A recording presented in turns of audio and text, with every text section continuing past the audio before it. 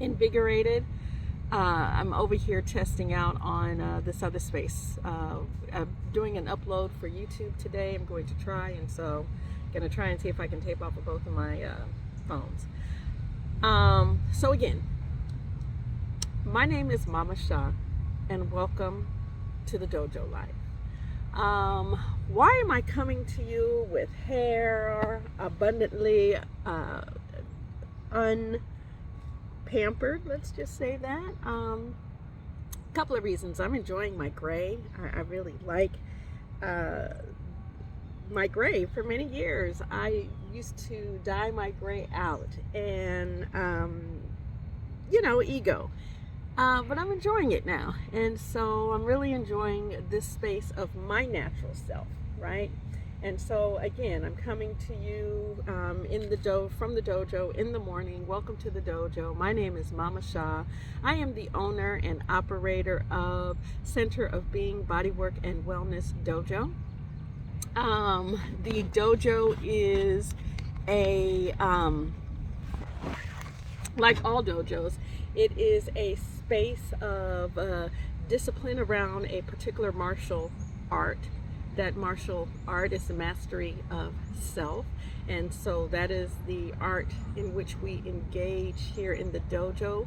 There are several different weapons to master here, and as you know, I engage in a variety of projects that include various do-it-yourself projects, gardening, fermentation arts and the sciences of fermentation, gardening as my contribution and my methodology around self-sustainability. The other piece for me is in the area of craft work and carpentry. I am teaching myself how to build my own mobile home unit, and it's this mastery of skills, this attempt that I am making to be a jack of all trades, a jacqueline of all trades. I believe that we should not just master one specific area, but we should make an attempt at mastering several areas, and it is through that attempt that we gain the richness of wisdom. To master one area means to be disciplined in one area of study. Should you be attacked from any other area than which you have mastered the skill, how is it that you are able to defend? How is it that you are able to maintain? I believe that the best defense is a majestic and defiant offense, meaning you've got to be able to switch up the ways that you come into the arena of life to battle the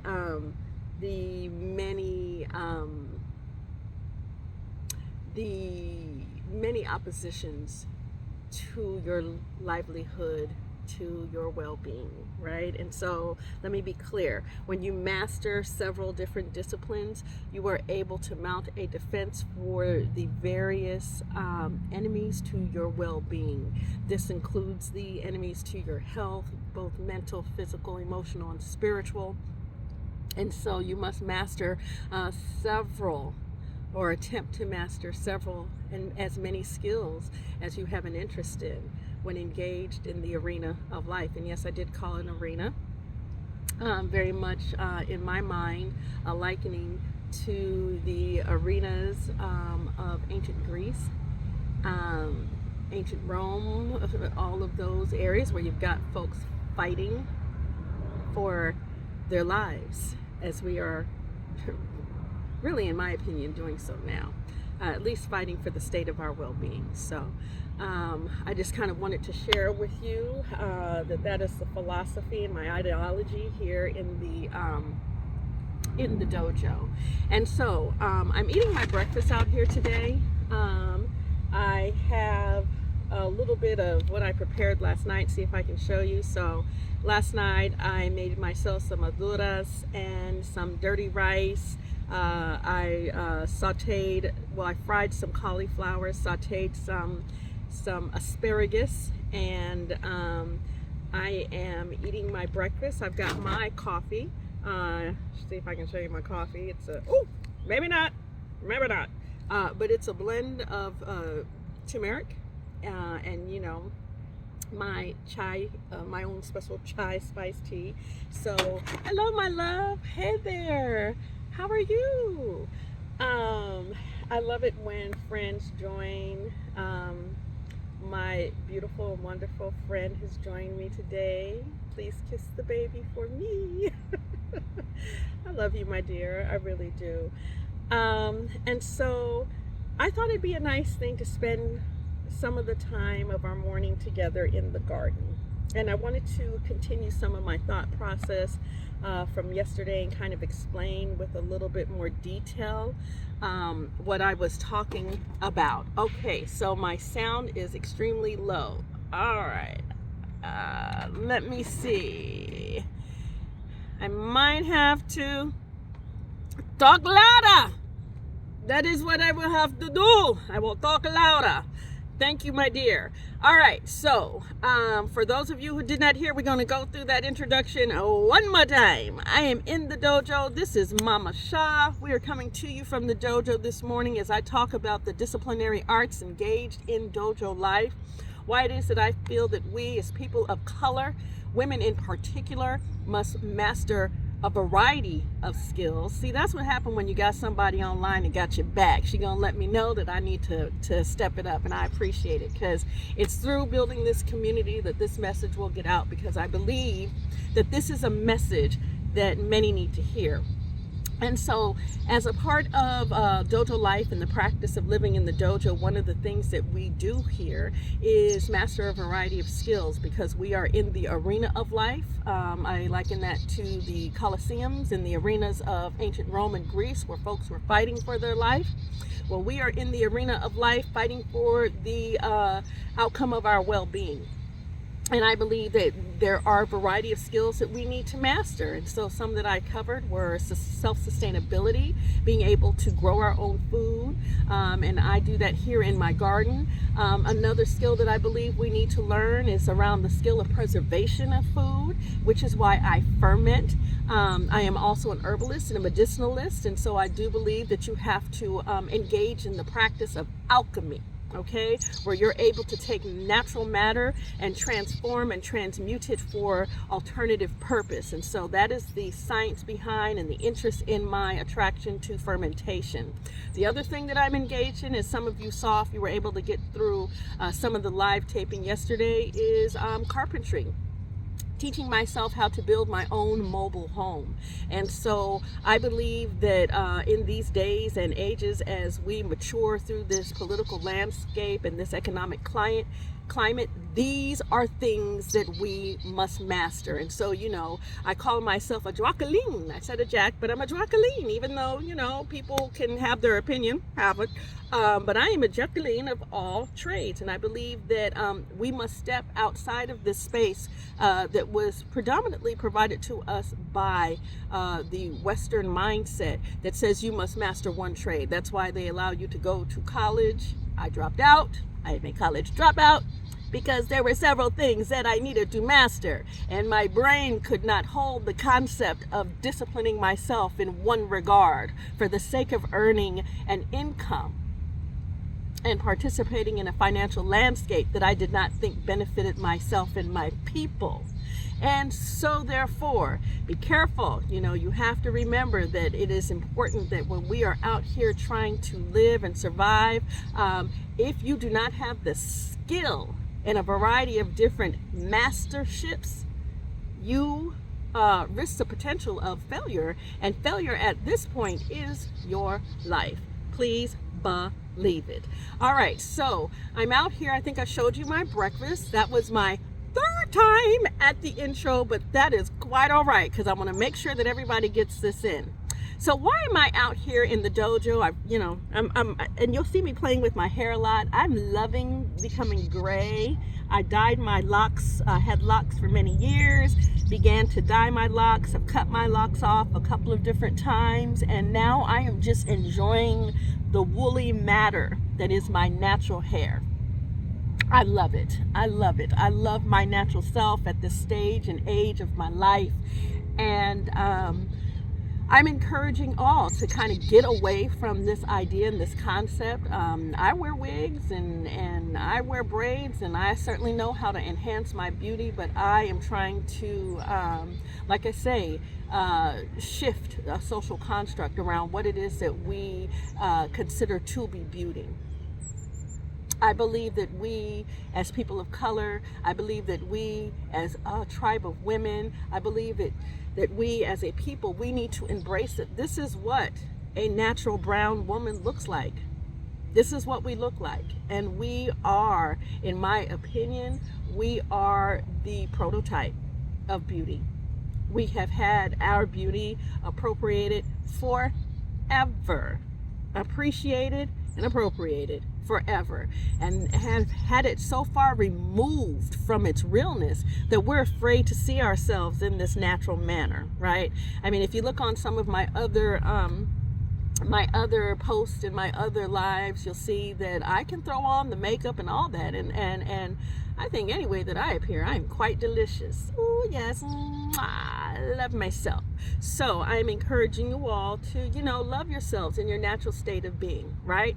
And so one of the reasons why I wanted to come to you from the garden today, I'm sitting by my favorite of my pieces in my garden, which are my greens. Yum!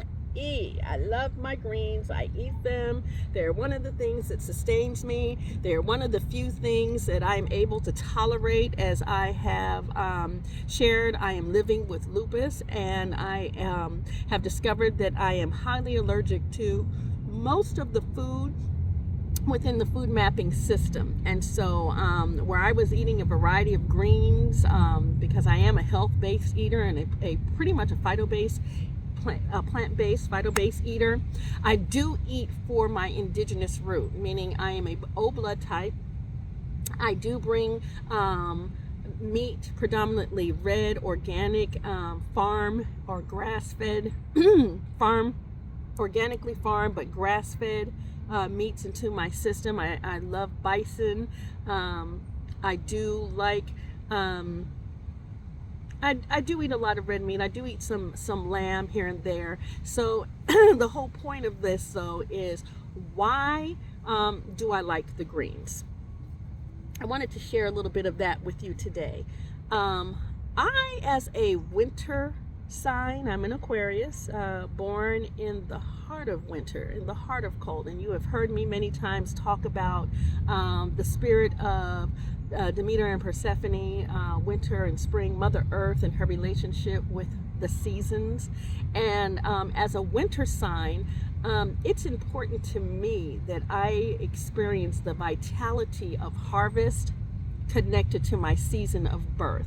And so I'm very attracted to the collards and those in the green family, because especially the big leafy greens like collards and mustards and these things, kale, because they have the resiliency. Oh, look at there. They have the resiliency to survive the season known as winter if properly attended to. As a winter sign person, you have to understand, if born out in the element, which in ancient times many of us would be born not in the care of a hospital, but perhaps in a birthing center commonly known as a hut, with doula and midwife. It is important that we have herb matter, fresh fruit matter to sustain the abundance of mother's milk.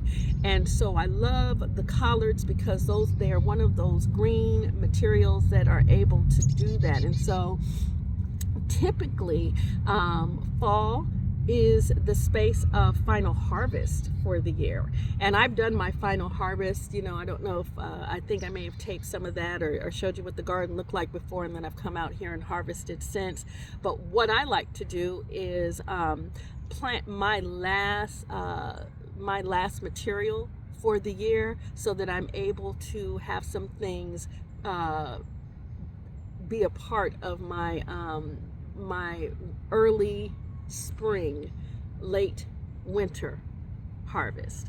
Okay, and so this is why I love greens, and I encourage all to play around in your gardens. Think about your life on a larger scale than simply what you are doing today, which is going to bring me to my next subject matter. And then I'm going to try and keep this short. Yesterday I went for about an hour, but I was on a rant. Today I'm going to try and keep it concise and keep these things connected, right? And so I plan my garden, right? If you get involved in the space of land work and homesteading, please remember you must plan your garden spaces. You must plot. You have to figure out where the sun is going to be most abundant during the largest span of the daylight. You have to, if you're living on space that, and all of us are, where we share our land space with natural animals that are walking around.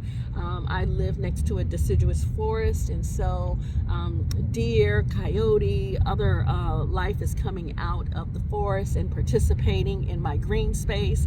And so I got a plan where I put things. That's why things are a little bit closer to the house, and I've got a fence around my pieces. I've got little fences around some of my herb matters so that the bunnies and other things don't eat my food, right? And so that the dogs don't shit and piss in my garden, which they do anyway. I'm constantly having to come out here, do the work. So this effort in planning and how it connects to my conversation yesterday. So one of my very good friends, Mama Ma'at, whom I love dearly, she gave me the benefit of her opinion on my most recent post, right? My most recent post being about a variety of subjects that are connected to Dojo life. But the one area, and I'm so thankful for anyone that listens to my diatribe all the way through, that she took notice with and had a alternative opinion around, was the issue of voting. And so I wanted to come back and kind of talk about that today because we are so near the point. I have to eat. I'm so hungry.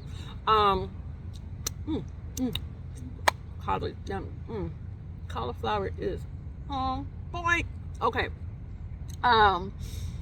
She took issue with me encouraging brown people, black and brown people, all people, any people, anywhere, women in particular, everywhere, women everywhere, to vote. Okay, so what is this about? Why I am such a committed person to the voting process? Well, I've shared that for many years I worked as an electoral organizer. That is not the reason necessarily that I encourage people to vote, but it gave me an opportunity to see the inside of the belly of the beast. And there's a reason why I believe that we all must vote, and I'm going to explain it now. At the end of the day, each of us, no matter what we want to say about being a radical revolutionary, all of us, your Umar Johnsons, your Tariq Nasheeds, and these are people that I've listen to them. I happen to love and adore Michi X. I certainly do. I think that sister is a badass, and she be giving it. And she gives it in a way that, my mantra is be absolutely unapologetic, which she is. She owns her space and she owns her power. I do. I listen to Cynthia G. I certainly do. There are certain points of her commentary that I absolutely agree with, and then there's some that I don't. But no slight on her behalf. I think if you notice my post this morning, I think the difference of opinion is what helps us to build healthy social constructs, right?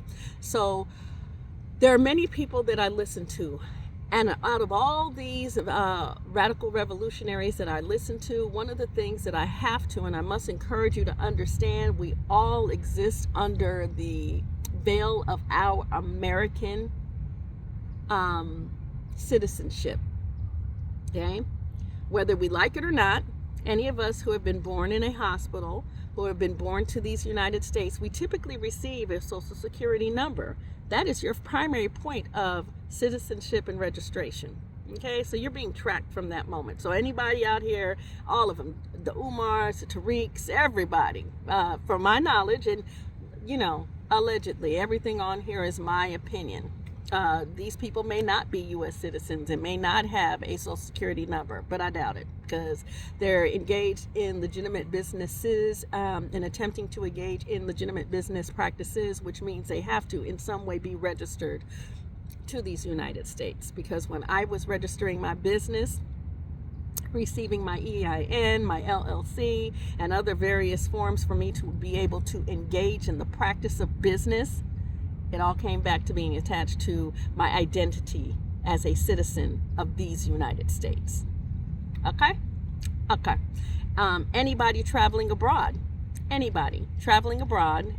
from this country, you needed paperwork in order to exit and then re-enter into these United States. So you not only have affiliated yourself through your identity as with a social security number, you've added what to me is the tantamount or the highest point of connectivity when you get a passport, because they take your birth certificate and get all up in your mess, make sure that you are truly naturalized and naturally born here. You understand what I'm saying? Naturalized, born here, participating in this construct before they allow you your permission to travel. And who is they? They are we. Who are we? We are the people, right? We, the people of these United States of America. So when I speak of they, that's one of the things that I cannot stand. People always jumping up on a bandwagon to talk about they. They do this, they do that. Black radicalists like to, make their they or their boogeyman into white folk. And white folk like to, make their they and their boogeyman into everything that is not white. There is... We all got a they. We all got some silent or ghost-like antagonist or even a tangible one that is existing in opposition to our reality. All right. But when I speak of the they, I am speaking specifically of the culture of power that has been created in these United States, in which we all have an opportunity, should we engage in it, to participate in. And this is why my personal opinion, believe everybody should vote. Because at the end of the day, you're existing off of these American dollars. This is what we have agreed to use as a source of barter and trade and recognition of value and worth. And we are participating in the identification of ourselves as American citizens. So again, why would you do yourself the disservice of not participating in the one opportunity you have to be counted in a way that could be self-sustaining, in a way that could provide outcome to your well-being? Okay, so yesterday I kind of broke down what the system of electoral body is, in terms of you have your executive body, you have your legislative body, and you have your judicial body. And if you don't know what those bodies represent, you can check out my post from yesterday. You gotta kind of thumb through it, or you can go get a book. You can look it up online, Google. I wish people would read books, but that's just me. I like to see the words come across my eyes and allow myself to engage in the interpretation without the politicizing of those words, meaning that those words are interpreted back to me for understanding. But that's why I read. But this is the system that we have chosen to engage in, and if not chosen, we can go all the way back to slavery. Many of us, myself included, I've done my DNA history. I am definitely West African. I am my roots come back strongly as I am from the areas of Gambia, Sierra Leone, all right, Ghana. I have many drippings of that sub-Sahara slave trade, where many African bodies were taken from the southern places of the continent and moved northward. The diaspora that began of brown women in the slave trade. My blood represents the diaspora of the brown woman, the African woman in the sub-Sahara slave trade. And so I'm a blend of all of those tribes. You know, my DNA shows it, and so does my woollified hair. All right, I'm just playing around with you, but the whole point is this: some of us did not ask to come, right? But when we got here, whether we asked to be here or not, and certainly through the emancipation efforts that existed around those civil wars, which that's another discussion. What came out of it eventually, and we had to fight, because we know that for 400 plus years we were slaves. And then for at least 100 more, we were enslaved to this system of systemic racism. And so we experienced the outcome of a Willie Lynch mentality, right? And so that was to further our affiliation with a dehumanized experience, our internalization, our resonance as a dehumanized people. And so we survived through the era of the civil rights, right? We had a civil war, and then we had to survive through civil rights, and so now here we are at post both of these major events in American history, having an opportunity to vote. It wasn't just folks that walked in civil rights that died so that you could have an opportunity to vote, because at the end of the day, no matter how much we want to deny it, we're here now and we are American citizens. So you do yourself a disservice to not be involved and engage in your right to vote. Now, I do have some opinions about the presidential elections. I do, and I will share them at another time. All right. I know, and many of you should know, that ultimate decision is determined by Electoral College. And the Electoral College is the founding members of financial institution saying to you that there has to be a academic, intellectual, and financial elite that ultimately makes a decision around who should be elected president, right? And so there's the popular vote, in which someone can win an election. If you remember Gore, how the election of Al Gore, remember what happened there, and we remember Bush took that one. We know about what happened here, the opinion of what happened, and mind you, again, allegedly, right? These are all my opinions. Who am I but myself, Mama Shah? And we know the wave that was demonstrated in the effort of Trump supporters in this previous election. And so, you know, those electoral politics, they get a little bit choppy. But let me tell you where this effort, politics, okay? Remember that politics is a negotiation of power. So let me break something down to you about the negotiation of power and why I think everyone should vote.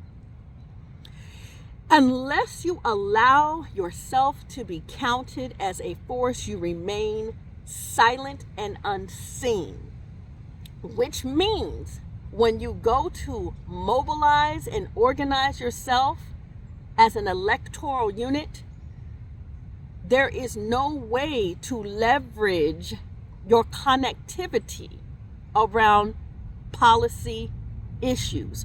Vote the issues, not the candidate. Okay? The candidates are magnanimous, and politicians are just like myself. We speak well. They tend to look a little bit better than I do. All of that. It's a performative space of employment to be a politician, right? You look apart, you talk apart, you get up on a stage, and with your natural magnetism, which is a mastery of skill, right? And one of the more sacred alchemic arts, okay? those people that are politicians and orators, all right? There's a reason why we train people to be preachers, and there's a cadence to the way that they speak to us, all right? Remember that there is a flow and a melody in the voice, and with that melody, we all have the opportunity to be a Pied Piper. All right. And so, when you do not allow yourself to be counted around policy initiatives specifically, you are not able to then organize yourself as an electoral body to leverage that power. Meaning this: I am not down with this two-party system. I am nonpartisan. I am not down. There are occasions that I have voted for various candidates that are neither of these parties. And if you look at a Facebook post I made recently, what I encourage people to do is understand your right to write in a candidate in your state. Wherever it is, we all have the opportunity to write a candidate in. You need to look at the very specifics of how you do that in your state, and who has been qualified as a write-in candidate for the state of Georgia. If you're voting here, look into their platform. You still have some time if you have not already early voted. And for those of you who have early voted, kudos to you, but we're going to see how this turns out, because you know they're disenfranchising our votes. However, the reality is this: you've got to be able to show folks, A, that you voted, that you voted on a matter of principle and policy, and then that is how you leverage your vote, not just with your candidate, but against what is going to be their role and participation in the legislative process. All right, these folks sit on boards, or what we like to call I'm at a loss for words. They are basically the bodies and groups within our Senate and our Congress that are making major decisions around how dollars are allocated, right? It's not just about policy. It's also around how it is that we as a governing body, remember I said yesterday, we constitute ourselves, meaning we engage in a state of being. Constitution, okay? What is your constitution? What is your state of being, all right? And so when we don't participate in these unalienable rights delivered to us through the crafting of our statewide and countrywide constitution, you have got to declare your state of being. And the way that we do that in political process is to vote. The way we negotiate power is to step up, stand up on policy. Some candidates are very directly aligned to policy. They are very vocal. Your NRA candidates are very vocal. Your anti-abortion candidates are very vocal. Okay, your anti-critical education theory candidates are very vocal, right? So they're standing up on a particular policy initiative and letting folks know where they stand. And then what they plan to do is get into these offices and these spaces where they vote on the legislation that your executive office will then hold you to a requirement to mandate yourselves and the authority of yourselves around, because we are in a contract with Social Security numbers to regulate and mandate ourselves according to the structures of the rules of this space known as the United States of America. And when you act out, there is a judicial branch that determines what your penalty shall be. All of these positions are voted on by the American populace, right? And so, like I said, I got some issue with how the electoral body votes for the president. But what I'm telling you is you've got to act local. Think global, act local, okay? It is your local representatives, it's your local tax initiatives that really are going to impact your life, all right? It is who you vote for Attorney General here in Georgia. That's going to have a huge impact on your life. All right. Let me give you the example of a recent case. Okay, there's a reason why I go off on this piece of, and why I have such an interest in the outcome of Ms. Kibi and Ms. B, right? Part of that is because Ms. B, with Bloody Shoes, has known affiliations. May not hear me for a second. My children are texting me. Hey. Let's see. Okay. Has known affiliations. Has stated to young women, don't do this. This is something that I did in my youth. I would prefer that you not do this, etc., etc. But is known to be affiliated, right? Blood in, blood out.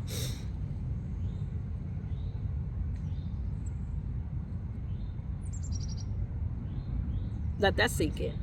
All right.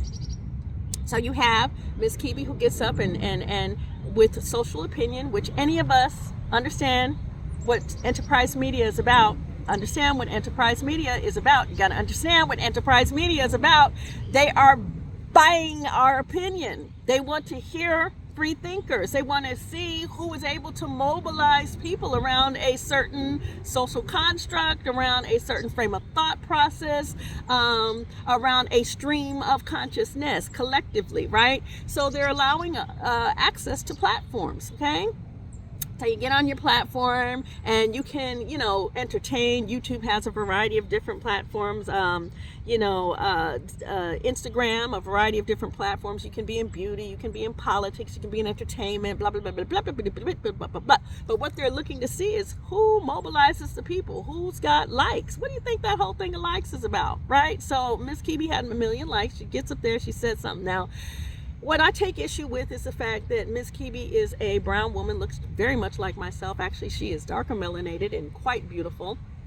And so she gets up and she, with public opinion, states her opinion, but is definitely, if you've seen any of her other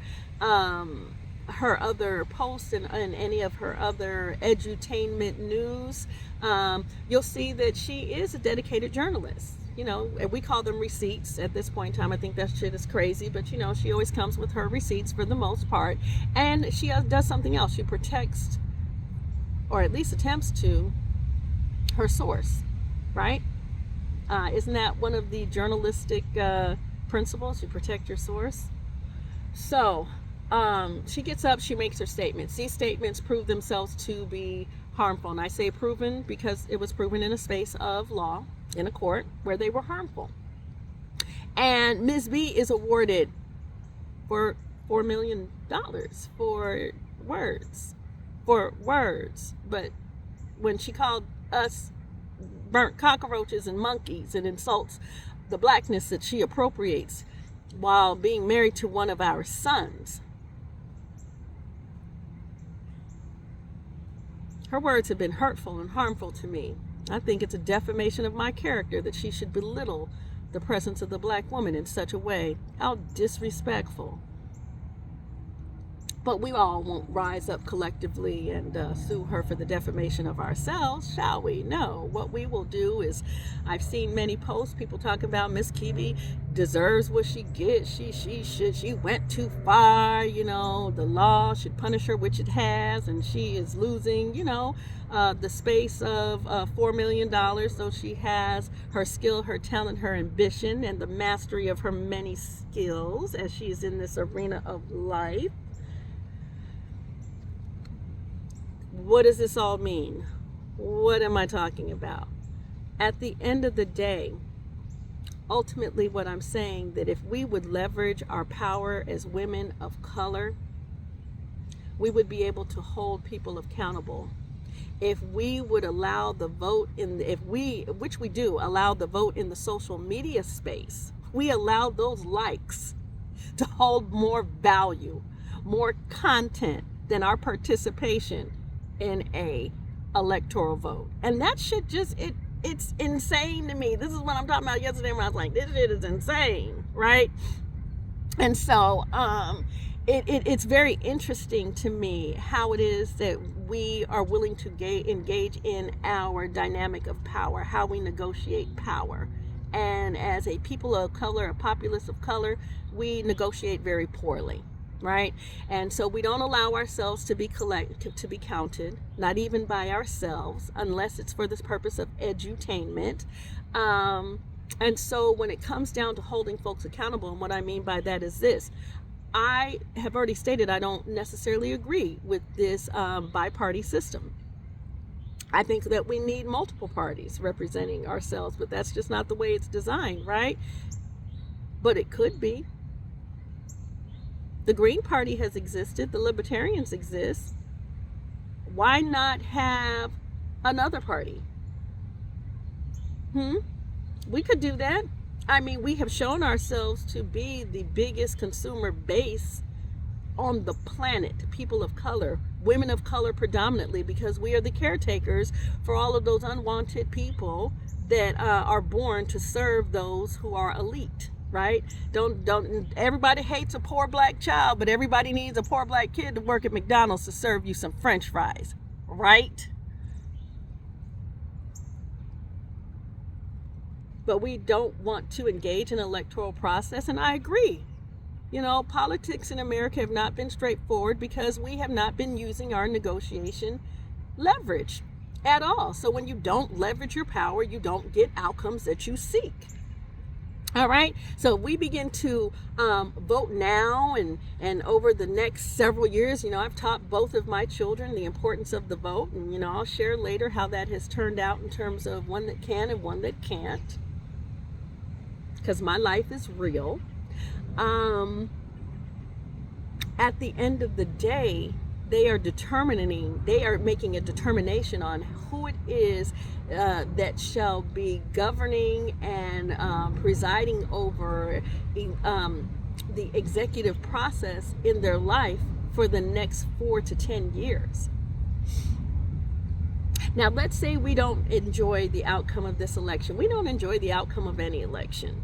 You know, when Trump was running around here talking about the election was stolen, how many times have I heard that as an electoral organizer? I mean, from the Democrats and the Republicans, from the Green Party, everybody all the time about that election was stolen, you know, recount the votes. That is a right that you have when you are someone who has run for office. You have the right to say, you know, I need this thing recounted, and they do it every year, right?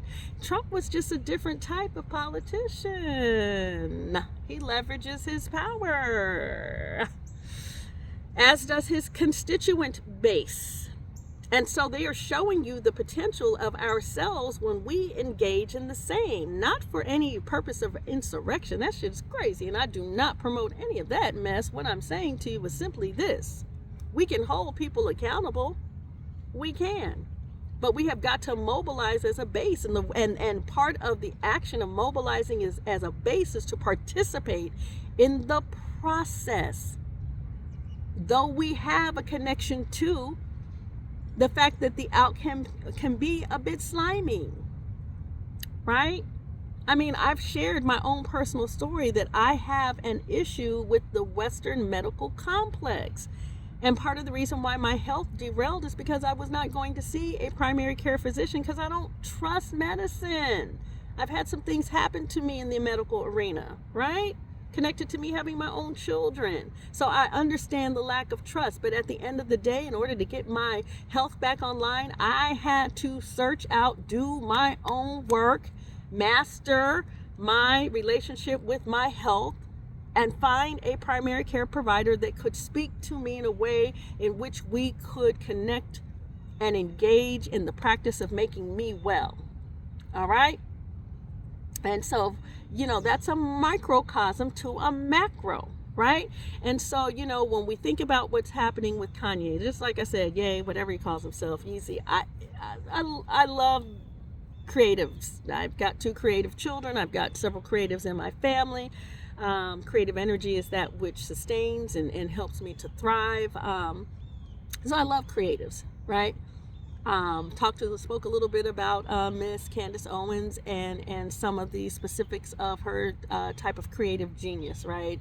Kanye is a performative genius.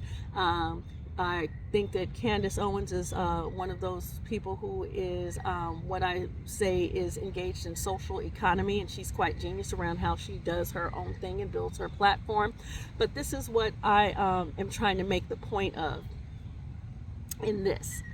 Um, they're just simply getting up and stating their opinions. Words. And words can be harmful. I'm not saying that they can't be. They can be harmful.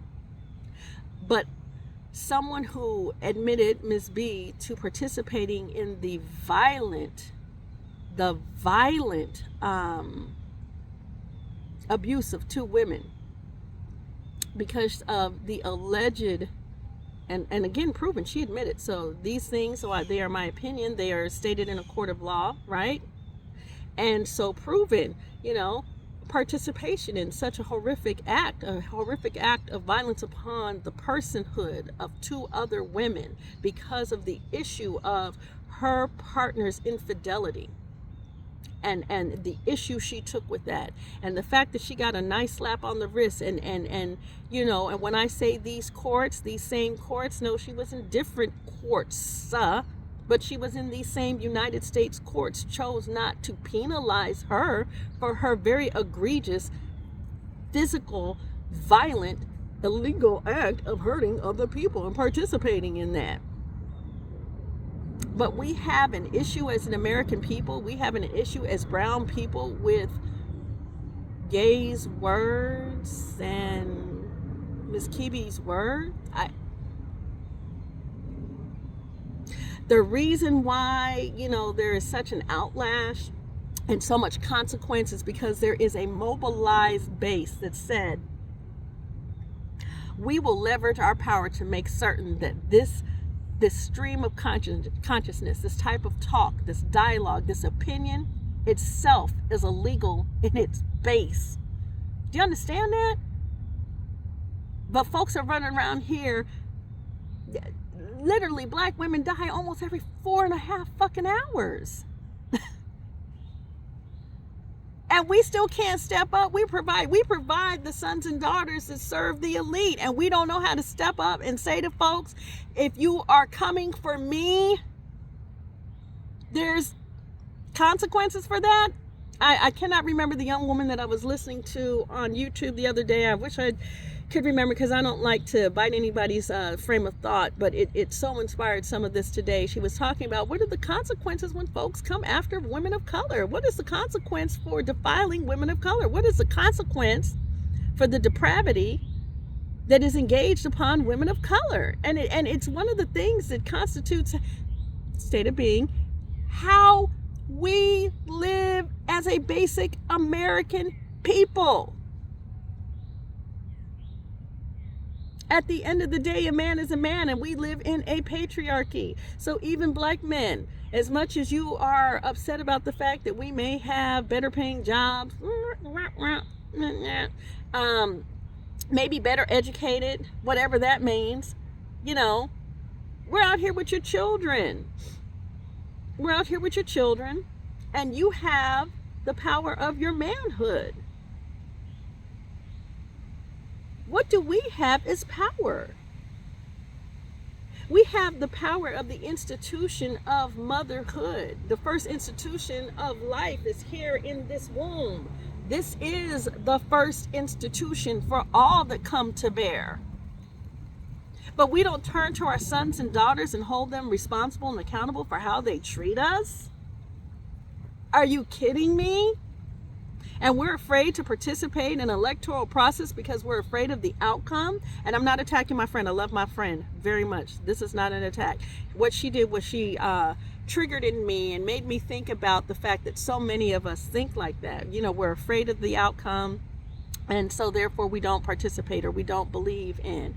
And, I was watching another brother, I believe his channel on YouTube is Black to Africa. Got a beautiful channel. I love what he has to say and the beautiful visuals that he brings back.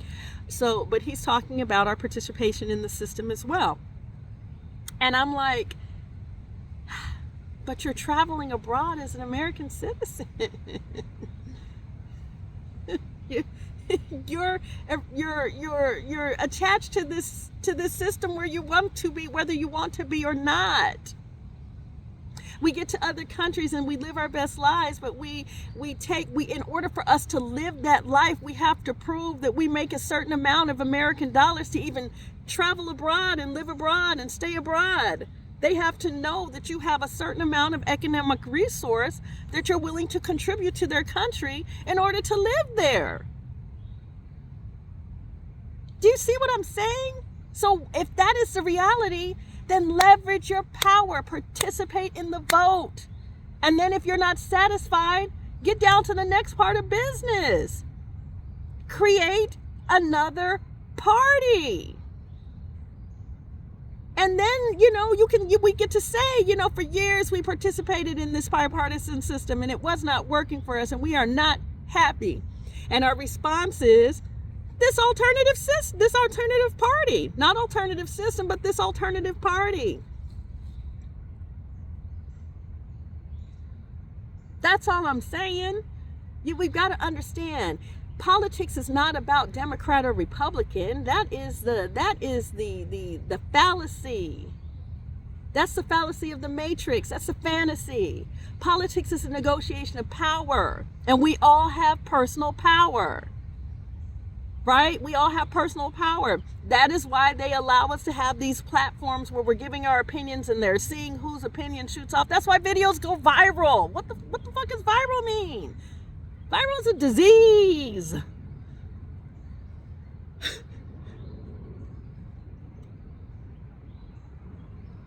So, anyway, I thank you all for joining me today in the dojo. This is one of my favorite shirts. It's got my, yes, I have reclaimed the rainbow. Yes, I sure have.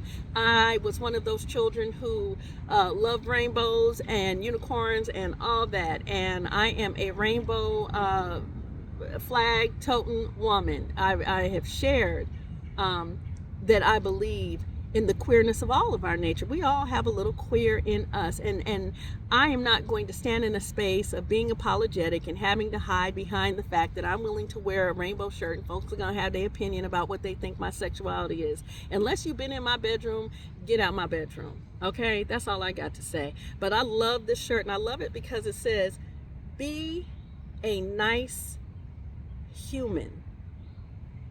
So, my closing words for you today are just that.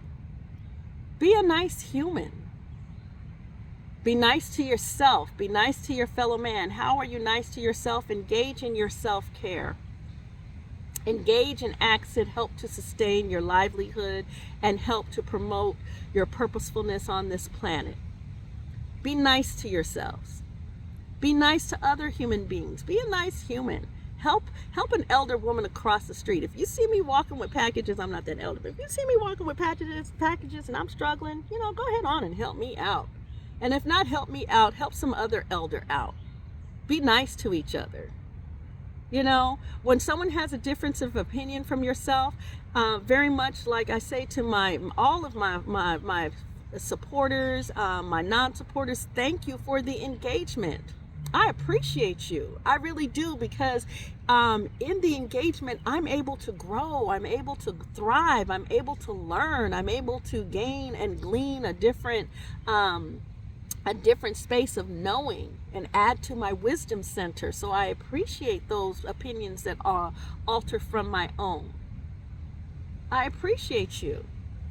So, it is important, I believe, that we continue to have these type of dialogues and conversations, not in these social enterprise spaces, but in all spaces, that we continue to develop a collective wisdom and a collective social consciousness that promotes our humanity into a better state of being. Let's be nicer human beings to one another. Let's not allow our political discourse to create a space of disharmony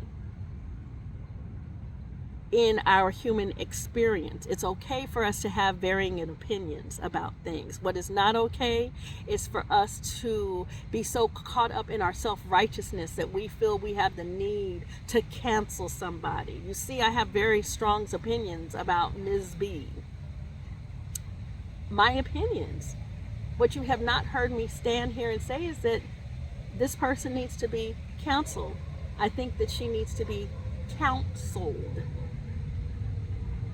Not cancel, counseled. Some heart-to-heart conversation needs to be had with the sister, if I can call her that, because I don't think that she would call herself my sister, but she's a sister in humanity to me. But why is it that she would go after the enterprise of a black woman for her opinion, when white folks have had all types of things to say about Miss B's music, her imagery, her body, her opinion? So, like I said, in the era of yay and in what happens in the attempt to distract the masses from the reality of what is going on, these are, like I said, these are techniques that are used in political process. You get folks so riled up, and especially those of us who can be conspiracy theorists, we get so riled up in what we begin to internalize as our lack of power. When we see a black billionaire be punished for his opinion, we begin to be beleaguered by what we believe is our own personal lack of power. If they're going to do this to Kanye, what does it matter if I participate, right? That's a tactic. That's why I say I don't care what his outcome is. At the end of the day, we're still going to be buying his music because he can rap his ass off. He gives us those fresh beats, and many of the things that he says are actually on point. Let's be real. Yeah, outside of the fact that, he said some very disparaging things to black people, black women in particular, talking about, white lives matter. I take particular offense with this because his baby mama is white. Well, which one? Let that sink in. We are all aware that he has a surrogate. Which baby mama is white? Which life matters? The one who stepped up to have the children that your baby mama didn't want to have for whatever reasons, couldn't have, or whatever. Does her life matter? She's still technically, truly, a baby mama.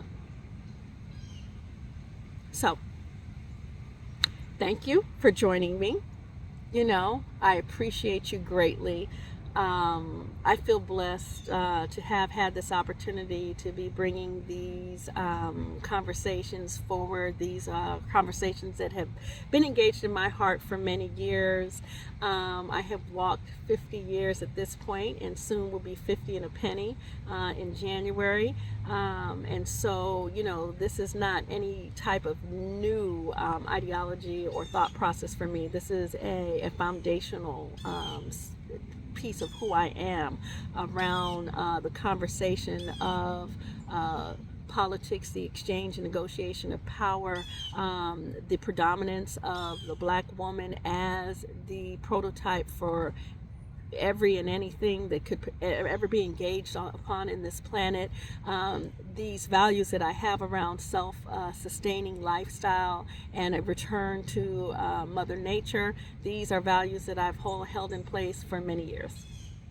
And so I feel very honored and very thankful to have had the opportunity to come to you today in my natural space, my garden, and in the space of the natural way in which I spend my morning, in my robe, feeling comfortable, eating my plantanos and my maduras, my plantains. Let me, they're cold, but they're so good.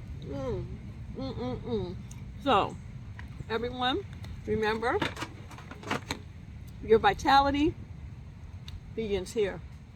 Honor your center of being, my fellow beings. I appreciate you. I honor you. I uplift you. I celebrate you. And as I always like to say, I see you. I receive you. I appreciate you. Ashe. Thank you for joining, all of you who've joined. Peace.